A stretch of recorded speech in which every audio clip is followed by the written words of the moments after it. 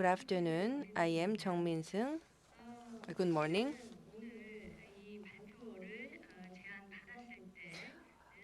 When I was asked to deliver this presentation, the title was a little bit different. That it was the adult-friendly university, and I was supposed to be in the next room.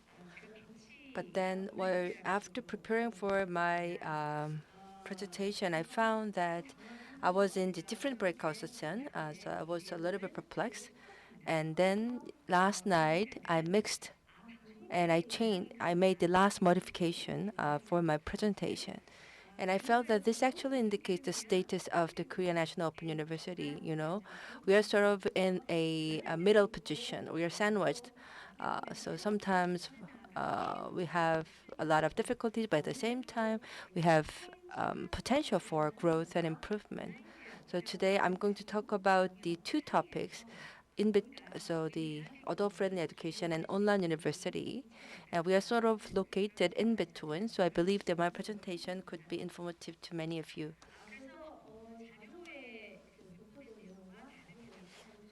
So I think that my presentation will be a little bit different from what you have in the preceding book. Online university seems to be new in terms of concept, but it already has a history of 20 years.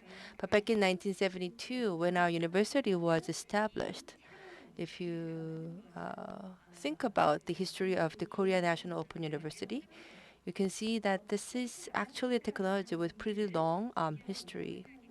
And we have to think about how we can apply this new technology to the education. And I think this indicates us the need to go back to basic, go back to the school board.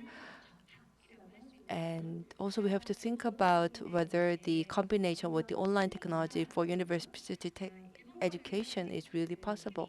And in this sense, I think the Japanese speaker actually talked to us about the experience that are very similar to us. So I would like to give you the lessons learning from the KNOU, and also I would like to make some suggestions to establish adult-friendly online universities.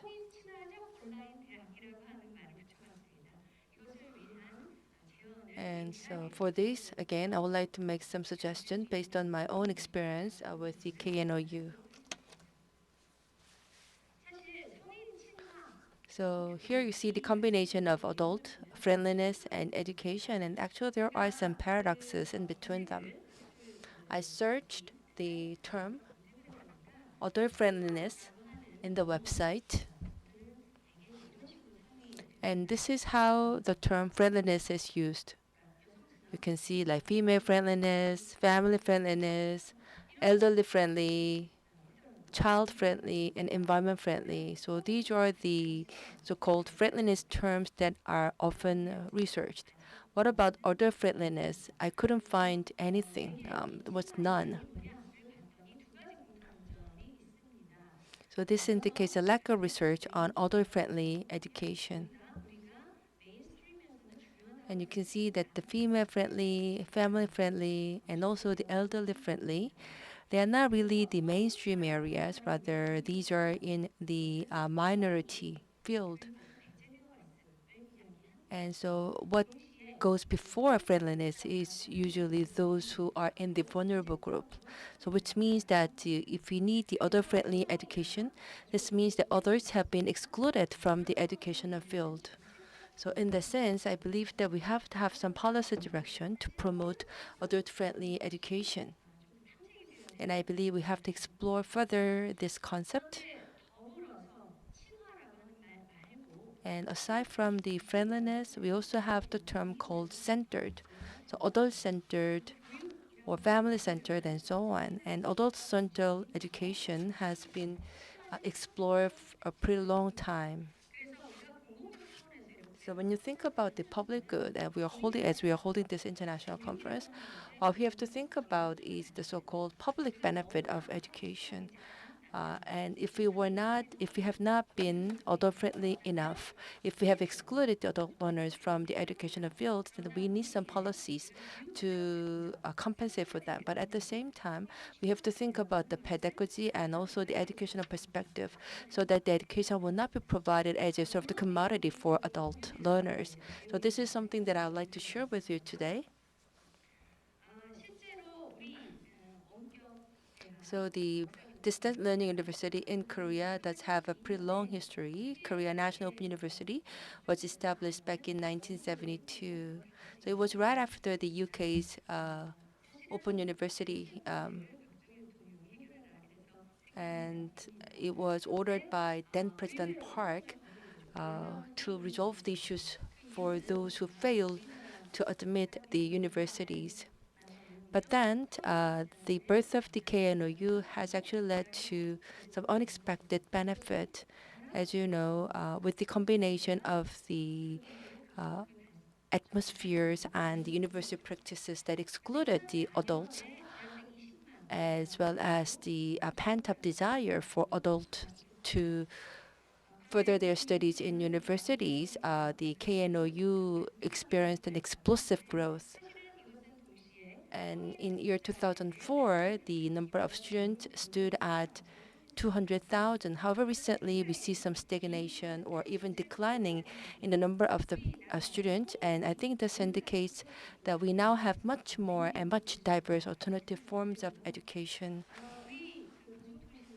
So KNOU is no longer a only result that the other learners can go to, and so from 20 to 80, we have students in diverse age bracket, and also female represent about 60% of our students, and also a lot of so-called minority people, education minority, they are our students. And also the refresh and lifelong learning has been the major goal for our universities. And more adult learners, without suffering from the time and space barriers, we were the only university where adult learners could be admitted without taking tests. That's why we expanded at a very rapid speed. And you can see that then in the early 2000s, the cyber university started to mushroom with the development of IC technology. So if you look at the numbers, number truly speaks for themselves that we have about 21 cyber universities, and the number of students for these entire cyber universities is actually on par with the number of students at KNOU. So I think this indicates that the cyber universities open a new era for adult learner education, and not just for the higher education, for the general post-secondary education. Cyber universities and also the KNOU have been serving as the important vehicles. ICT has brought about the so-called learning revolution. So on the left-hand side, you can see the so-called the educational model exists in our brain, let's say. So educator delivering the educational content to recipients or learners. But now what we see today is that education really centers around learners. So centering around learners, we have supporters, educators, and educational materials. So everything goes around the learner in this new environment. And ICT enables the multi-to-multi communications. And therefore, it has led to a lot of changes in the educational field. For example, like we are no longer have to be bound by the one-way delivery paradigm from educator to learner. And also, medium has become a very important element for the education, as well as the interactivity or multi-way communication have been enabled. And as a result, the students are not just the recipient of the educational courses, rather they are the co-participant and also co-creators of the educational programs. So in the past, there was a tacit approval that everything will be handled by teachers in classroom and delivered by teachers, but now changes have occurred. So in terms of the pedagogy design or the educational content, you can see that a lot of things have become interactive, two-way, and become more sophisticated than before. And the same goes for the administration and administration support systems. In other words, a lot of tacit knowledges have become explicit with the development of IT technologies, and depending on what types of storyboards you have, you could have very different educational effects. That's why I mentioned in the beginning that we have to go back to basic or go back to the square board. And here you see there are several issues raised by the online education. So it raised the issues of the right for learners and also redefinition of the student-teacher relationship. So number of viewer is not important. What's important is what types of knowledges are created through the online learning or online education. Only then we can talk about education for the sake of public good. And also it is integrated with the discourses on the Industry 4.0 and has led to various topics and debates. And it is now widely assumed that the online education enable a sort of the new pathway for knowledge creation. Now I'd like to share with you the example of KNOU. KNOU focuses on delivering adult learner-friendly education, and we have actively adopted the online technology and therefore making a huge success in education innovation. Of course, we still have a long way to go, especially listening from the Japanese presenter's presentation. Yes, we have some limitations as public university. We have rigid course and also complexity of the medium, instructional medium. But when it comes to grade school, we still have the admission competition rate around 2 to 1, and also we have about 100,000 students. And therefore, now what we really have to do is to make a successful transition. So let's take a look at the adult-friendly education in KNOU. So in terms of accessibility, we are open university where students do not need to take tests for admission. So everyone can have access to our university. We also provide a lot of scholarships so that the people, economically vulnerable students, can have access to education. And also professors, they visit even remote areas for teaching, which enhances the geographic accessibility. So you can see that by systems and by policies, we provide various supports for the vulnerable adult learners to provide sufficient education. We also combine various instructional media, and we use blended learning method that combine both online and offline. So our basic So basically we are the online. We do have the online courses, but combined with the offline class. We also have various student support systems, including tutors, mentors, and student council. So we actually guide adult learners to stay on the right track for their learnings. So we do have the system for effective online education, but we have to think about whether we have take the best advantage of all the potentials that we have had. So this indicates that still we have a room for improvement, but we have been a great blessing for many adult learners who were excluded from regular education. And this is how ICT has changed the adult education in Korea. So we have adopted the internet-based education from 2007, and here you can see how instructional media get changed depending on the passage of time. And currently, we do have a DMC, or Digital Media Development Center, and we have accumulated the 1,300 courses based on digital technologies. And every year, we produce 300 to 320 subject courses based on internet and digital technologies. And also, we have developed diverse forms of the offline classes. So, for example, like the real-time classes. So we have used the Zoom for real-time classes, and also we developed the modules for people with disabilities. For example, like we have established websites for people with vision impairment. So here you can see how ICT has revolutionized our teaching and also learning programs. And so here you see the real-time class using Zoom, because after the pandemic we could not meet and have offline classes, and therefore we have adopted the Zoom class. And you can see that the roll call is done in an automatic way using this computer system. So attendance is checked on a real-time basis automatically. And once the attendance check is made, then the Zoom class starts. And what's special about this class is that we also have some students who have difficulty in using Zoom, and therefore they first entered our platform, then they will be automatically led to the Zoom screen. So this is how we improve digital literacy or make up for the digital illiterate.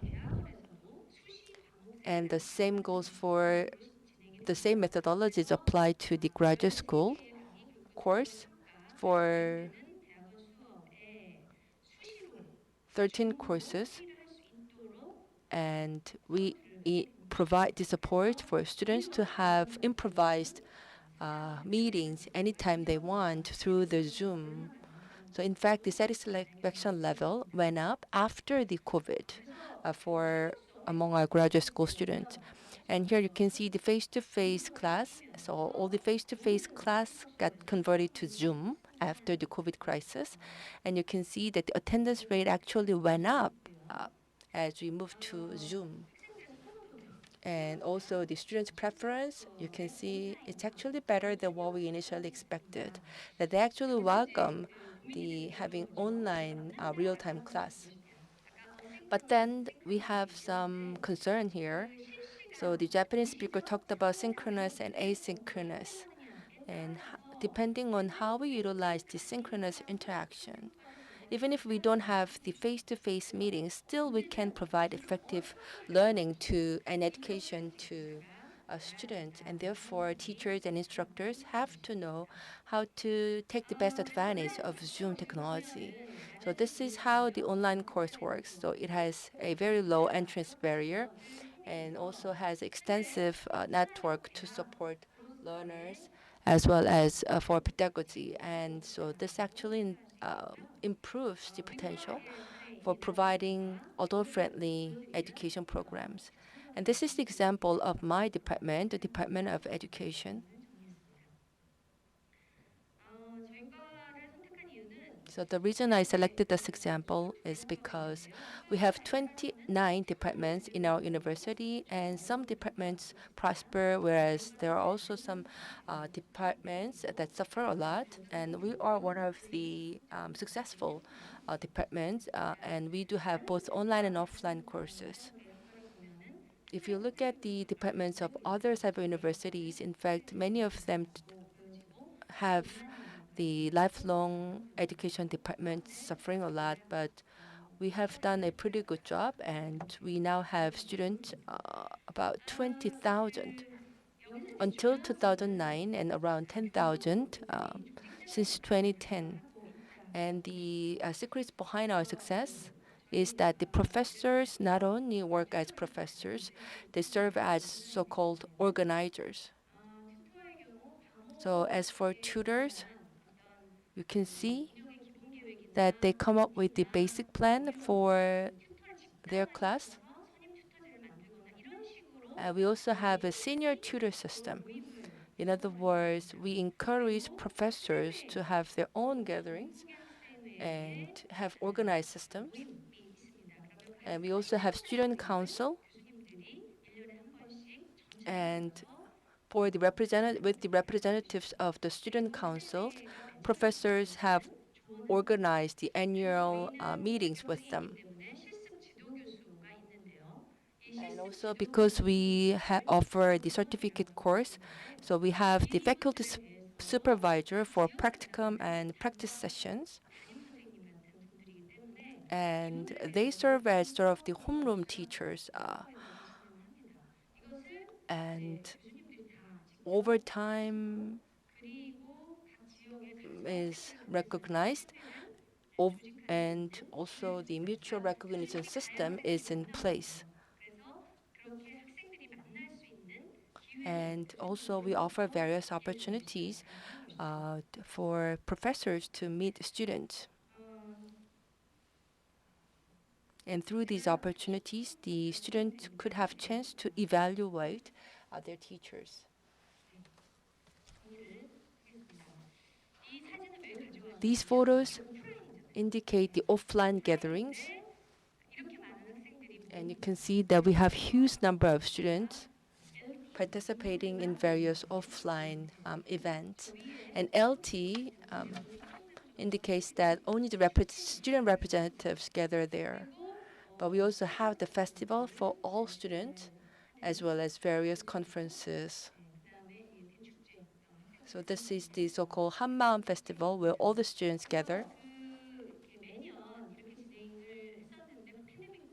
So we have had this kind of offline event for years, but then because of the COVID pandemic, we could not continue with this event, so we changed it to this format.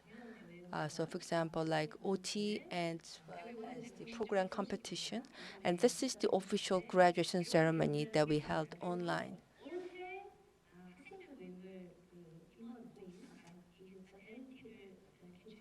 So we hosted the leadership training this year, and also many of our events are converted into hybrid format, and students are somehow accustomed to this kind of new format.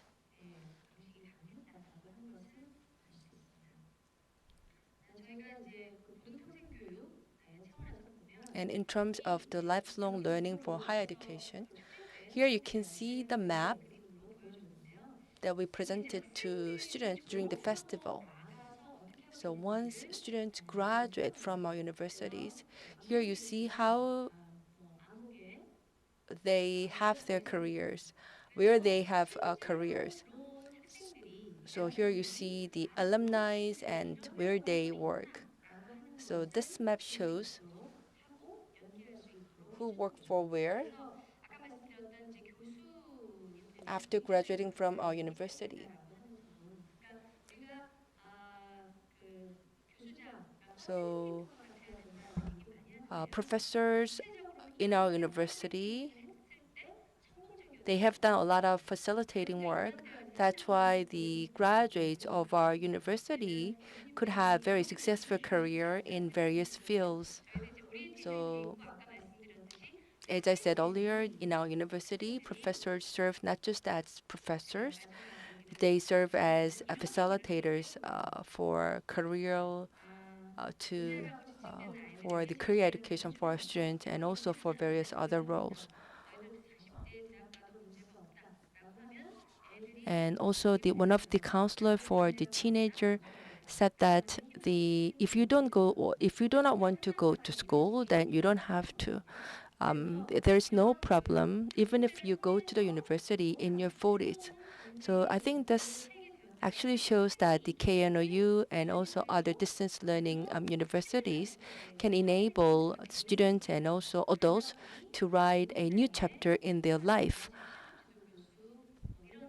And our professors to have such mission, that's why they work diligently as facilitators as well and provide diverse kinds of supports for students. So university, we do have this sort of the prejudice that the university is only for higher education and it's just a knowledge transfer. But we have to change our mindsets that the lifelong education is not just for higher education, but as it should be a tool for post-secondary education.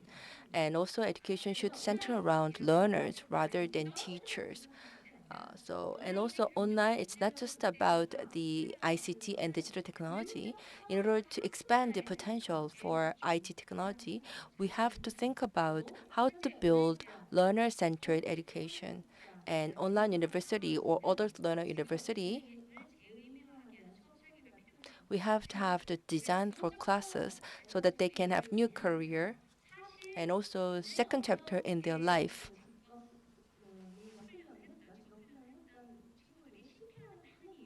And also, there are a lot of people who fail after going through a very difficult processes of occupational training. And this is all because of the confidence.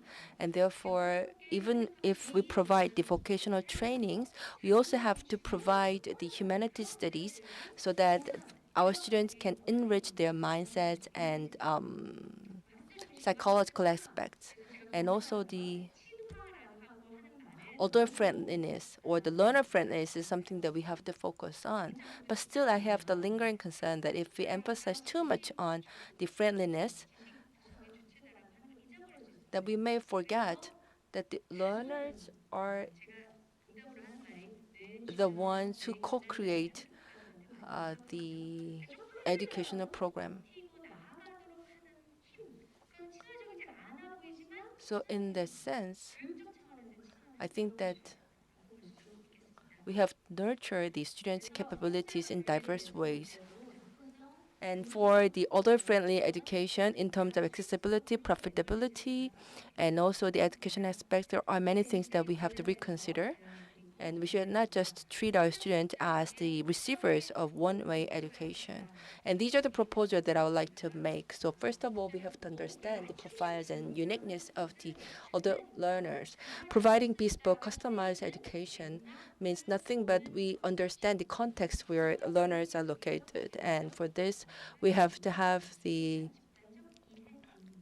collective understandings on the life cycles of learners as well as their geographic economic status. We also have to have an appropriate combination of online and offline. And in fact, this is a sort of the philosophical question. This is not just about the combination of the technology. When we think about what is human being, we actually talk about multiple self. So even on online, there could be the multiple self and how we can combine self on the online world and offline world. This is something that we have to delve into. And also we have to establish the learning community. This is something that we should not miss. So for adult education, learning community plays a pivotal role. As for human beings, in order to have the confidence in their life, they have to be recognized by others. And therefore, the learning community could be a very productive tool to enhance self-confidence of uh, students and promote mutual recognition. So in order to enhance the effects of the other-friendly education, we have to have support mechanisms as well as the system designs that cater to their needs.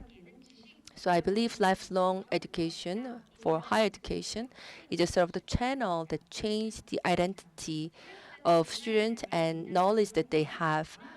Uh, the fact that the other learners go to online university means that they have new learning cultures, and also they will be converted into different beings. And this is also to enhance the knowledge of the society as a whole. So this indicates that we really have to support adult-friendly lifelong education. With that, thank you very much.